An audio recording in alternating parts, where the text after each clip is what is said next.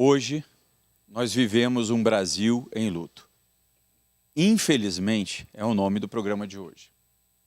Esse programa, nós aqui vamos dedicar a esse grande jornalista brasileiro, esse grande jornalista para o mundo, que não foi, é Ricardo Boechat.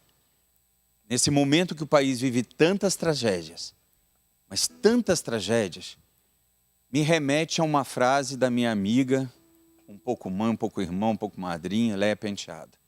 Essa grande jornalista que me emocionou ver as fotos publicadas por ela nas suas redes sociais, desde o início lá no jornal O Globo, com Boechat e com tantos jornalistas que a gente tanto admira. E ela escreveu, 2019, o ano apenas começou. Vamos apagar e começar de novo. A primeira grande tragédia foi Brumadinho. E nós estamos aqui no programa de hoje, dedicando essa homenagem, já começando a Minas Gerais, a todas as famílias mineiras, por essa grande tragédia, que nós vamos também comentar no programa de hoje. Oh, Minas Gerais, oh, Minas Gerais, quem te conhece não esquece jamais. Oh, Minas Gerais, oh, Minas Gerais, oh, Minas Gerais, quem te conhece não esquece jamais. Oh, Minas Gerais.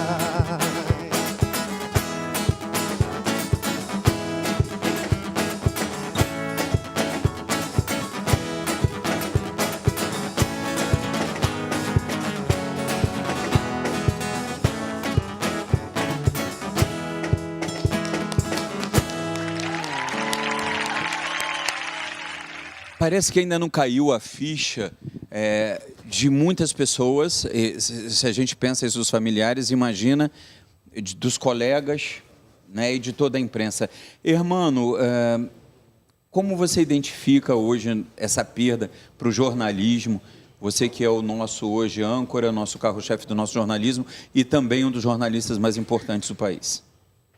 Olha, sinceramente, quando a gente combinou a participação aqui nesse seu programa, a gente não tinha ideia que isso ia acontecer, né? Íamos falar de privatização, do problema da Vale, tudo bem, olha, legal. Agora, ontem, o que aconteceu nesse país foi algo inédito na nossa história. Eu, depois de tantos anos, né, eu posso me equiparar até ao Boechat em termos de tempo dedicado ao jornalismo, né?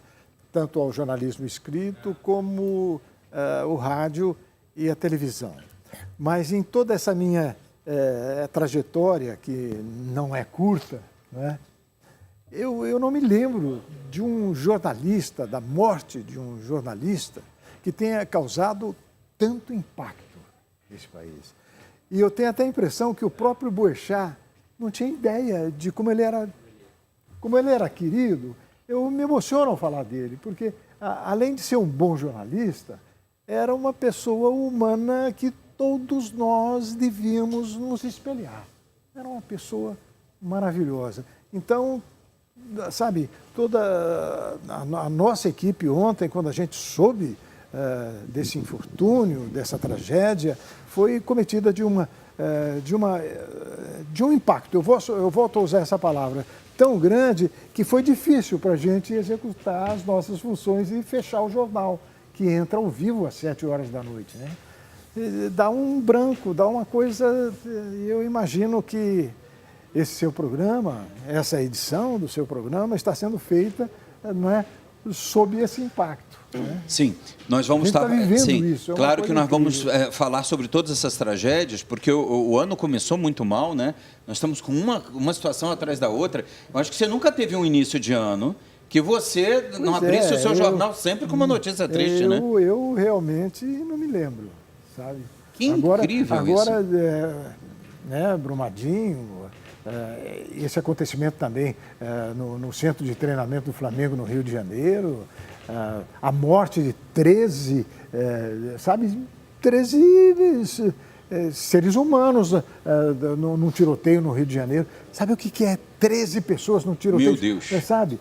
E isso aí, e essa história que veio, sabe, essa sequência de tragédias que veio culminar ontem, eu não vivia, eu não tinha tido essa experiência tão maldosa. Eliana, você passou a sua vida praticamente cuidando e colocando na cadeia uma cambada de vagabundo, né? De grandes homicidas, pessoas famosas, né? De crimes famosos. E às vezes a gente imagina assim, nossa, a pessoa vai ficando fria. Como você se sente diante de todas as situações hoje do país? Você que, acima de tudo, também foi uma das pessoas mais bem votadas nas últimas eleições, inclusive, né? Sim.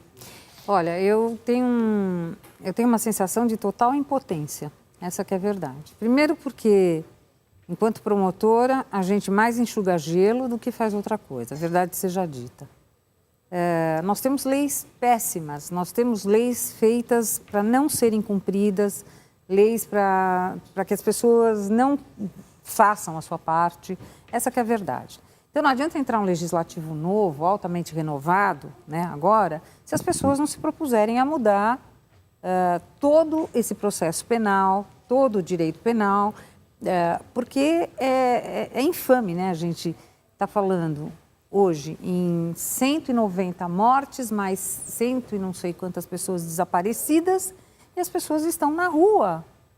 Quer dizer, é um desastre natural? Não, não é um desastre natural. Isso não precisa nem ser perito para saber. Né? Não precisa nem ter curso de perícia e ser engenheiro para... No caso do Flamengo, inclusive, aquele depoimento do Corpo de Bombeiros dizendo que eles foram multados por 30 vezes. E continua, 30 vezes? não, 30 não é multado. mole, não. Exatamente. Haroldo, não é mole, não. 30 vezes é muita coisa. E eu concordo aí com os colegas, o irmão, a doutora Passarelli também. Eu acho que a gente vive um momento mais ou menos assim. Nunca na história da humanidade, um século, vamos dizer assim, nos últimos 150 anos, cresceu tanto a medicina, a ciência, a tecnologia, mas os valores humanos, as relações humanas não vêm acompanhando a tudo isso. Veja, todos os fatos que já estão sendo levantados aqui hoje no seu programa, vocês podem perceber que envolve impunidade, incompetência e acordos. Acordos. Por que a imprensa enxerga um monte de coisas, né? E os órgãos competentes que fiscalizam, por exemplo, mineradoras, não enxergam? Só a imprensa que, se não fosse a imprensa aqui, muita coisa ia ficar quietinha, né? E hoje no G1, está lá no G1, a Vale sabia sim dos riscos. Como também ali o que você perguntou a respeito dos jogadores, das crianças do Flamengo, também tem um pano de fundo de irresponsabilidade, porque ali não tinha o alvará de funcionamento pelo Corpo de Bombeiros.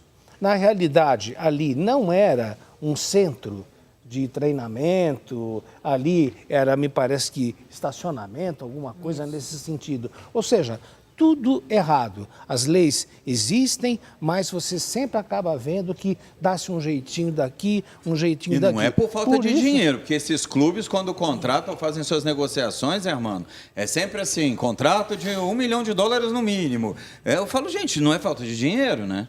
Veio o dinheiro sobrando de um lado e do outro. E nada se resolve? Eu acho que isso faz parte um pouco da nossa cultura, né? A gente acha que essas coisas não vão acontecer com a gente. Essa história que o senhor citou aí, da Vale, está provada. Eles sabiam dos riscos desde 2017, portanto, há 2 anos, foram alertados, não é? Mas o lucro, essa coisa, né? Então, o lucro e o poder junto, eu fiquei absolutamente surpreso, né, e até certo ponto alarmado em saber o quanto o senhor presidente da Vale recebe por mês de salário, coisa de milhões por mês. E só para acrescentar o que você está dizendo, Urbano, a Agência Nacional de Águas, eu até trouxe porque, de repente, são dados tão alarmantes que está aqui na revista Veja, mostrando que existe um número imenso de mineradoras que não são registradas, que funcionam ilegalmente, e aquelas em que a ANA deveria fiscalizar, que são mais de 40, apenas 3%, mais ou menos assim, estão dentro dos padrões. Uma parte muito grande apresenta, sim, riscos e sempre fica para quando acontecer, vamos tomar providências. E fora as que existem no país, EV, e que são ilegais. Elas não têm registro. Quer dizer que, como é que a imprensa tem acesso a essas informações, chega a esses dados, Hermano, doutora Passarelli, e de repente as nossas autoridades, Ministério Público, a Secretaria do Meio Ambiente, o que acontece? Sabe o que acontece? Na minha opinião, existe incompetência, existe erro e existe acordo. Houve, inclusive, um dos diretores da Vale que pressionou um dos engenheiros a assinar, dando a Vale como apta, ou então o acordo, o contrato não teria sequência. O homem público brasileiro, não é? Chegando um pouco nessa esfera aí de pensamento, ele é extremamente habilidoso em passar a culpa para o outro. Não é? Sim. Então, não, mas isso aí não é da minha esfera. É da nossa cultura, conforme você falou, impressionante. Então, impressionante. eu tenho sempre... isso aí, a lei, assim, a impunidade também, que é uma outra questão que o Brasil precisa fazer uma revolução nesse sentido. Alguém precisa pagar E você acha, por isso. doutor Erivaldo Viana, que essa revolução vai acontecer com o atual governo? Que todo mundo confiou em colocar o presidente achando que ele vai mudar, mas é fácil de mudar isso dentro da legislação? EV, eu acredito que não. De tudo que nós falamos até aqui, a parte hipossuficiente, quem mais sofre com isso tudo é o povo. Eu venho de família humilde, eu sou de Colatina, como nós falamos anteriormente, né? Onde aquele primeiro desastre da barragem causou aquela destruição imensa no nosso tão amado Rio Doce. E o que a população da minha cidade teve? Um auxílio de R$850 por pessoa. O dano ecológico, o dano ambiental. Rio ali é tudo na exatamente. Cidade, né? Você conhece Colatina? Exatamente. É incrível. É uma e a minha cidade foi tremendamente... se formou ao longo do rio. Exatamente, foi tremendamente devastada. E é um a lugar economia, bonito. a sociedade, o lazer, a população tem o poder de mudar, EV.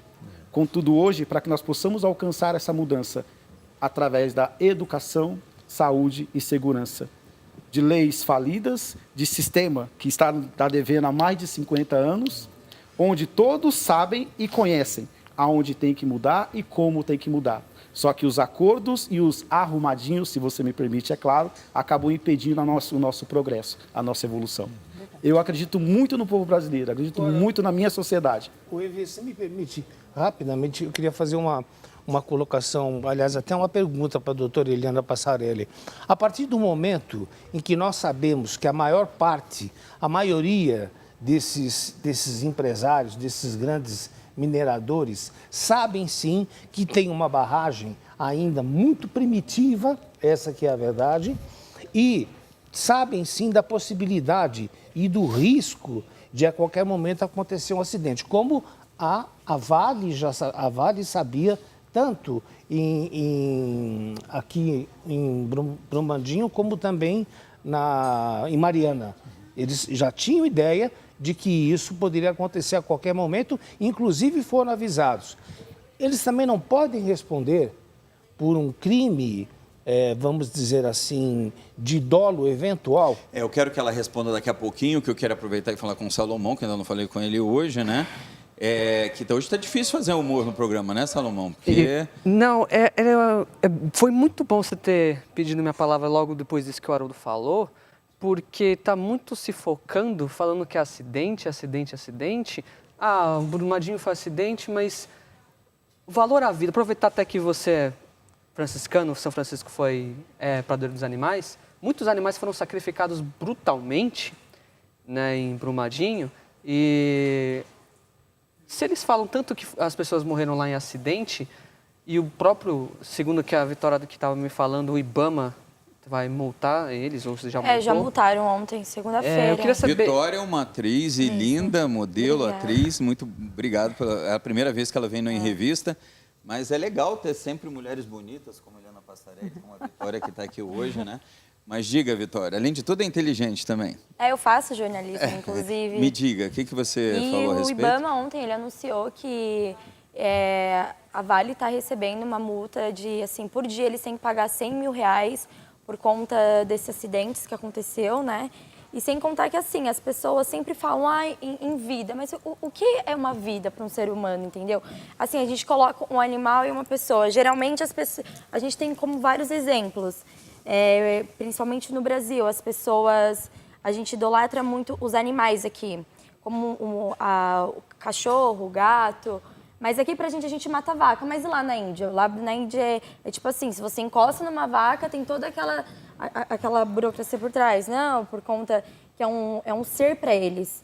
Então, tipo assim, eu acho isso muito válido. Eu acho muito válido o trabalho que a Luísa Mel faz, que é ir atrás dessas leis, porque hoje, infelizmente, a gente trata os animais como uma coisa, mas a gente esquece que tem sentimento sim, tem amor sim, e isso é uma tristeza muito grande. Principalmente eu digo isso no mundo do teatro, porque no mundo do teatro a gente tem que dar vida a um personagem, não é simplesmente você entrar e você fazer, não.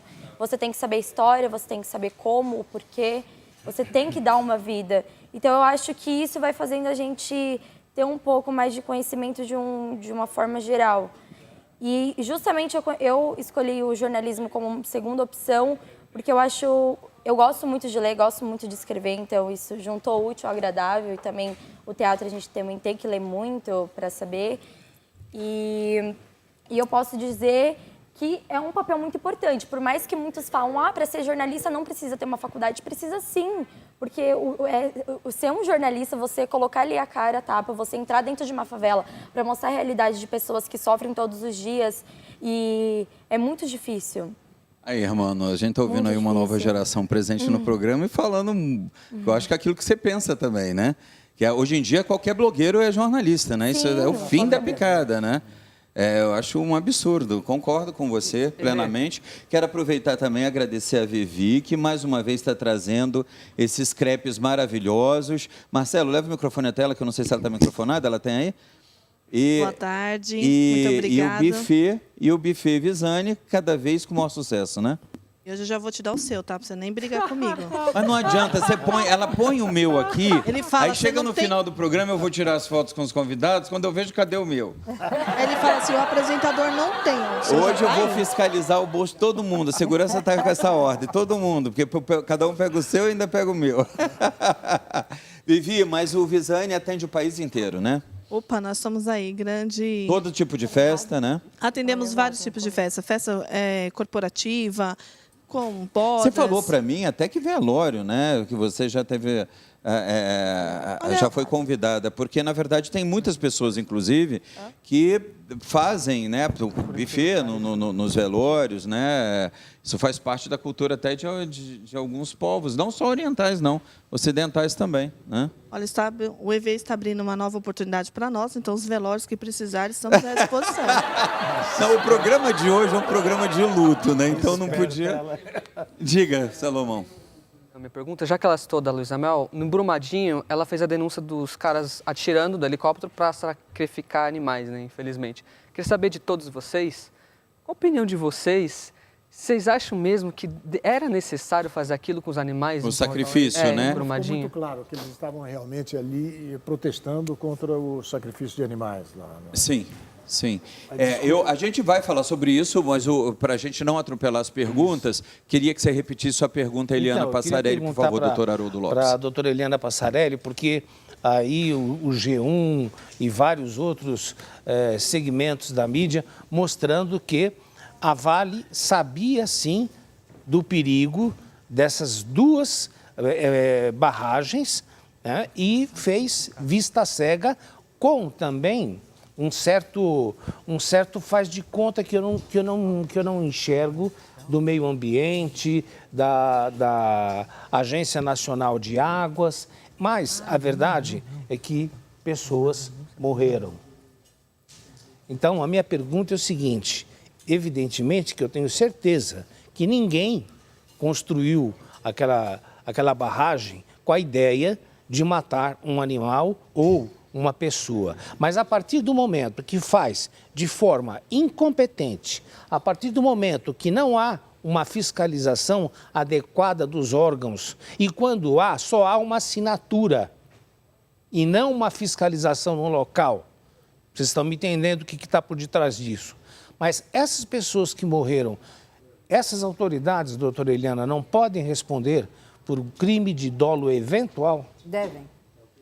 Devem responder. Isso vai Todo acontecer? aquele que tem a responsabilidade objetiva ou subjetiva, né? E no caso aqui é subjetiva, que sabia o que poderia ocorrer, que assumiu o risco de produzir o resultado, deve responder por cada uma das mortes, independentemente uma da outra. Não é uma não é um crime exatamente, não é um crime continuado, né?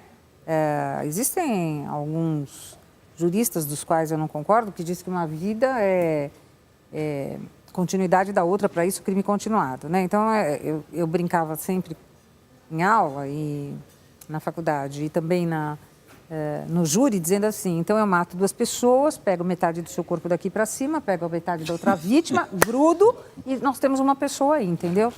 Porque aí vira um crime continuado. Não é isso. Cada pessoa deverá ser tida como uma das vítimas e serão 300 e poucas vítimas. Qual é a consequência disso? Na prática, nenhuma. Porque nesse país ninguém cumpre... Só 30 anos. 30 anos no máximo, e dependendo da situação, 15 anos no máximo, de uma pena de 300, 400 anos. Claro que a gente não espera que ninguém viva 300, 400 anos, né? Mas nós temos a prisão perpétua para isso. Tem gente que não presta para ficar fora da cadeia, tem que ficar dentro. Mas eu não entendo. O Brasil tem prisão perpétua, doutor Erivaldo, mas não é o máximo de 30 anos? Aí nós temos que ver e ver o que incide nessa pena. Quais são os antecedentes, se tem, se não tem, a dosimetria da pena aplicada. Por quê? O agente, no momento do ato ilícito, ele tem todo o arcabouço que traz, tudo que traz na vida dele, pregressa, que vai validar essa prisão de 30 anos ou não. Validar, não estou falando da pena, estou falando da quantidade dessa pena, né? E nós que militamos, existe um enumerado de recursos que acabam entrando nesse inteirinho do processo para minimizar essa pena. Agora, é claro, seria interessante essa reforma, que nem a nossa doutora está falando aqui, tanto do direito penal como do processo penal, né? Nós temos algumas leis pétreas que devem e precisam ser respeitadas, contudo, a sociedade está em permanente evolução. Não só a sociedade, como o crime também está em permanente evolução. E nós, do direito, temos que buscar. O que o Salomão colocou aqui a respeito de animais, e o que também nós estamos sabendo do minério de ferro, que corre-se o risco, né, principalmente dessa última barragem, de chegar até o Rio São Francisco. Se chegar ao Rio São Francisco, vai ser um desastre se esse minério chegar até lá. E fora os animais, eles também respondem por isso? Isso eu gostaria de deixar claro aqui no programa, que a gente vai aprofundar esse assunto, né, com certeza, mas eu queria também mostrar um trecho tão bem feito do nosso jornalismo a respeito de Brumadinho, aqui no nosso telão, que tão bem conduzido pela direção também do Hermano Henning, no jornalismo da casa. Vamos ver. A mineradora Vale era a principal fonte de renda de Brumadinho. A cidade era extremamente dependente dos empregos gerados e dos royalties da mineração. Segundo os moradores, todos queriam trabalhar lá. A empresa pagava bom salário e oferecia convênio médico. Após o rompimento da barragem, alguns funcionários pediram demissão da mineradora. Parte dos funcionários acredita que terá que procurar outro emprego ou recomeçar em outras cidades. A Vale estima que 600 pessoas trabalhavam na mina do Feijão quando a barragem se rompeu. Dos 134 corpos resgatados da lama de Brumadinho e identificados até ontem, 75 eram empregados diretos da Vale. Mas o número de vítimas ligadas à mineradora, uma das maiores do mundo, é ainda maior, já que havia trabalhadores terceirizados. A Vale anunciou que pagará R$100 mil para famílias que tiverem algum ente morto ou desaparecido depois da avalanche de lama que tomou a cidade. Também afirmou que repassará R$80 milhões ao longo de 2 anos ao município, como tentativa de compensar a queda de arrecadação de impostos. Mas na semana passada, o prefeito Avimar Barcelos disse que sem a mineração, Brumadinho não conseguiria pagar pelos serviços essenciais. Aliás, voz linda da Camila Smith, né, que apresenta o jornal com você, e mesmo numa tragédia dessa, a sensação que eu tive agora nesse telão, essa lama vindo aqui em cima, já imaginou que essas pessoas sentiram, gente? Na hora, chegou a arrepiar, porque a gente ficou vendo assim essa lama descendo. Qual foi a sensação na hora que você deu essa notícia, Hermano, que você viu essas imagens? Você se imagina lá, não é? Aí você começa a pensar, meu Deus, eu vou subir aquele morro, não, eu vou correr. Aí você começa a imaginar que não tinha para onde correr. Ali naquele meio, o pessoal que estava no refeitório, o pessoal que estava dirigindo lá o caminhão, que estava dirigindo a viatura, houve alguns milagres em toda essa tragédia aí. O indivíduo que foi jogado com o carro para cima e acabou sobrevivendo, né? O motorista que caiu, voltou, correu, enfim, entrou dentro de um carro e o carro, ao invés de ser engolido pela lama, ele foi levantado, então ele pôde se salvar. Aconteceram alguns milagres ali. Agora, a tragédia foi muito grande. Nesse vídeo, você imagina... À direita dele, não sei se vocês repararam, existe eu acho que é uma perua, que o motorista viu a lama vindo e ele fazia círculos tentando achar uma saída, né, e não conseguiu.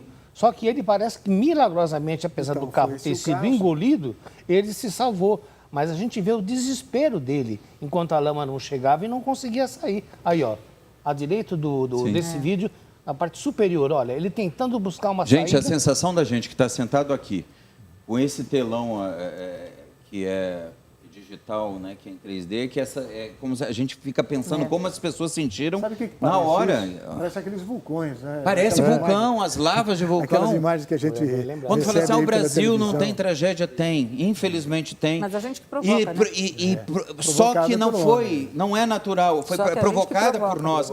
A gente vai falar sobre também essa matança de animais, né, que os meninos citaram. Queria saber a opinião também de vocês, né, a respeito disso. E eu queria ir para o intervalo com uma matéria do Ricardo Boechat e, em seguida, com a homenagem da banda aqui também no programa de hoje, nesse Brasil em Luto. Então, vamos à matéria. A matéria terminando, do Ricardo Boechat.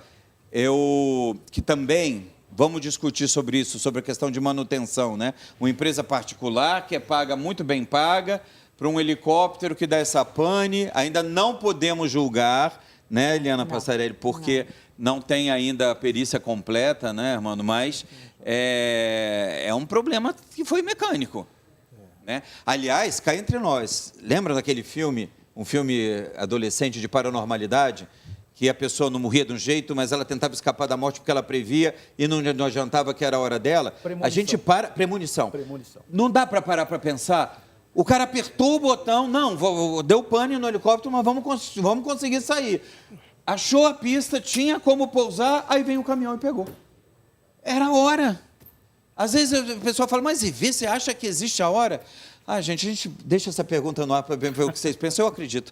Mas a gente volta, vamos ver essa matéria do Boechat e, em seguida, a banda, vamos para o intervalo com a banda. O helicóptero bateu na parte dianteira de um caminhão que transitava pela rodovia Anhanguera antes de explodir. O acidente ocorreu por volta do meio-dia, logo abaixo do viaduto do Rodoanel, no quilômetro 7, junto à rodovia Anhanguera, na Grande São Paulo. Segundo o Corpo de Bombeiros, o jornalista Ricardo Boechat e o piloto Ronaldo Quattrucci morreram na hora. O motorista do caminhão sofreu apenas alguns arranhões. Segundo ele, a aeronave voava desgovernada antes de cair. O helicóptero saiu de Campinas, no interior do estado, onde Boechat participou de um evento esta manhã e seguia em direção à sede do Grupo Bandeirantes, no Morumbi, na zona sul da capital. Investigadores do Centro de Investigação e Prevenção de Acidentes Aeronáuticos, o CENIPA, da Aeronáutica, abriram investigação sobre a queda do helicóptero que matou o jornalista. Especialistas consideram seguro o helicóptero que transportava Boechat.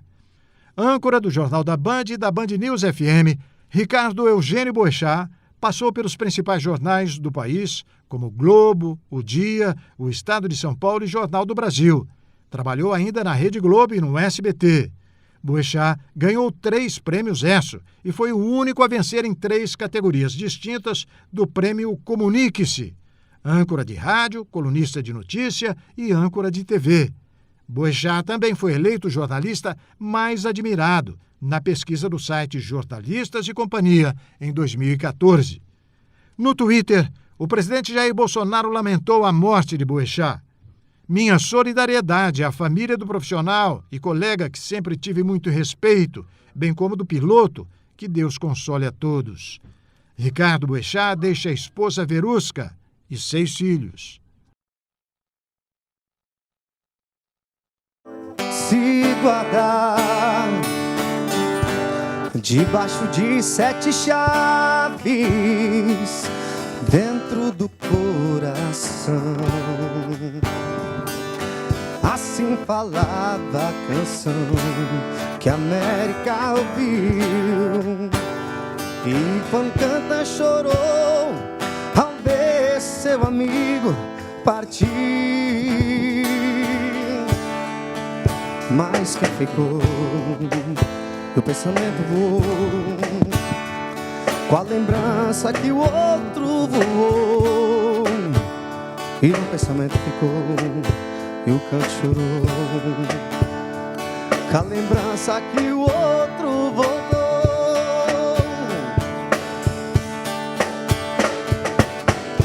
Amigo é coisa pra se guardar do lado esquerdo do peito, mesmo não tendo cristão.